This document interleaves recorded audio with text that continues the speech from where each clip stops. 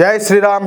అందరికీ నమస్కారం. Welcome to news అఖండ. నేను మీ కస్తూరి శ్రీధర్. మిత్రులారా, మొత్తానికి ఎట్టకేలకు మన డిఆర్డిఓ అనుకునింది అయితే సాధించింది. ఇక టెర్రరిస్ట్కి మాత్రం మామూలు ఉండదు. తిరణాలు తీరిపోతుందంటే. ఇంతకు నేను ఈ మాట ఎందుకు అంటున్నానో దానికి ఒక కారణం ఉండదు. అది కూడా మీకు వివరించి అర్థమయ్యేటట్టు చెప్తా, ఓకేనా? న్యూస్ చూడండి, ఇది సూపర్ గా ఉంటుంది. డిఆర్డిఓ అంటే defence research and development organisation. ఈ డిఆర్డిఓ అనేది మన భారత ప్రభుత్వంలో రక్షణ శాఖకు చెందినటువంటి ప్రముఖ సంస్థ.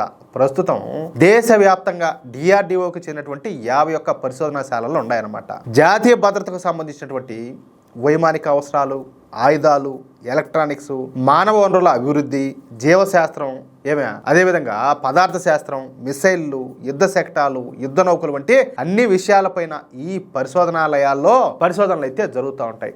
మొత్తం డిఆర్డిఓ సంస్థలో 5,000 మందికి పైగా సైంటిస్టులు, సుమారుగా 25,000 మంది సహాయక సిబ్బంది అయితే ఉన్నారు. ఇదంతా కూడా ఇప్పటి పరిస్థితి. 2014 వరకు ఈ డిఆర్డిఓను పట్టించుకున్నటువంటి నాదుడే లేడు. నిజానికి ఈ డిఆర్డిఓ అనేది మన రక్షణ శాఖకు చెందినటువంటి కీలకమైన సంస్థ అయినప్పటికీ అప్పటి కాంగ్రెస్ ప్రభుత్వం ఈ డిఆర్డిఓకు కేటాయించినటువంటి నిధులు అతి స్వల్పం అనే చెప్పుకోవాలా. నాకు తెలిసి ఈ డిఆర్డిఓకు 1000 కోట్ల లోపలే అప్పటి కాంగ్రెస్ ప్రభుత్వాలు నిధులు అయితే కేటాయిస్తా ఉన్నాయి. ఎంత? 1000 కోట్ల రూపాయలు. ఏం చేస్తారు 1000 కోట్లతో? అందుకే ఆ రోజుల్లో ఈ డిఆర్డిఓ నుంచి పెద్దగా ఆవిష్కరణలు అయితే వచ్చేటి కాదు.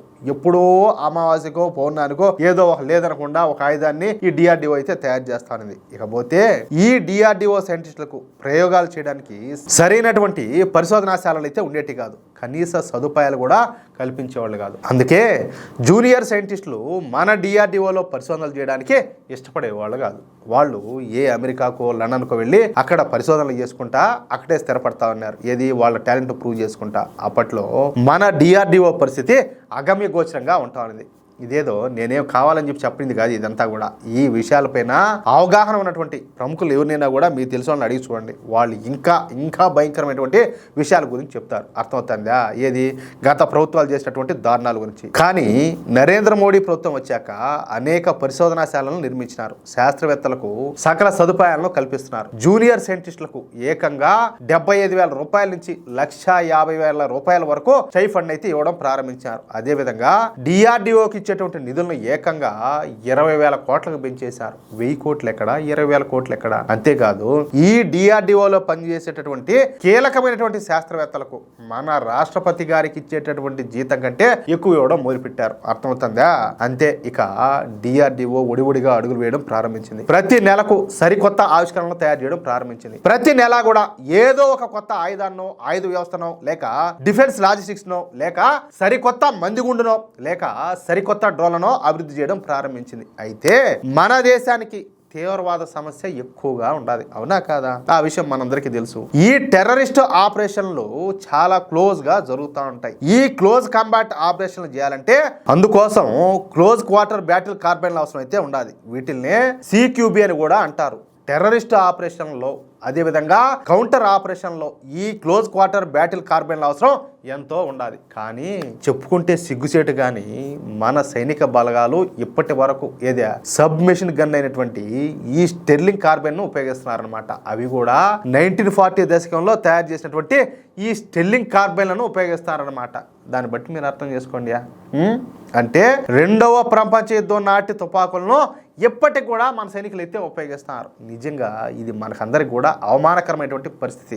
సిగ్గుతో తలదించుకోవాలా. అందుకే డిఆర్డిఓకు సరికొత్త 5.56 x 45 mm కార్బైన్లను తయారు చేయమని చెప్పేసి కేంద్ర ప్రభుత్వం డిఆర్డిఓను ఆదేశించింది. అంతే. ఇక రంగంలోకి దిగినటువంటి మన డిఆర్డిఓ కేవలం 20 నెలల సమయంలోనే సరికొత్త 5.56 x 45 mm close quarter battle కార్బైన్లను తయారు చేసి చూపించింది. మన డిఆర్డిఓ తయారు చేసినటువంటి ఈ సరికొత్త కార్బైన్ అయితే ఇదే.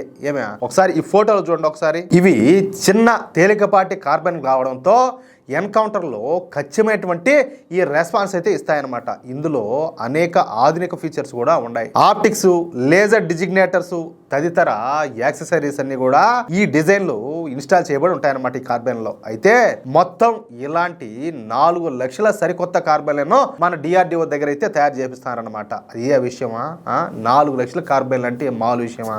ప్రస్తుతానికి మన దేశ రక్షణ వ్యవస్థ ఏ స్థాయిలో ఉండదో దీన్ని బట్టి మీరు అర్థం చేసుకోవచ్చు. అది విషయం. మిత్రులారా, ఈ న్యూస్ కనుక మీకు నచ్చినట్లయితే ఖచ్చితంగా ఈ న్యూస్ నలుగురికి షేర్ చేయండి. అలాగే ప్రతి ఒక్కరు కూడా మీ యొక్క అమూల్యమైనటువంటి అభిప్రాయాలను స్పష్టంగా కామెంట్ రూపంలో తెలియజేయండి. ఇంకో విషయం ఏంటంటే, ఇంతవరకు మీరు కనుక మన ఛానల్ను సబ్స్క్రైబ్ చేసుకున్నట్లయితే ప్రతి ఒక్కరు కూడా మన ఛానల్ను సబ్స్క్రైబ్ చేసుకోండి, సపోర్ట్ చేయండి ప్లీజ్. జై శ్రీరామ్, జై హింద్.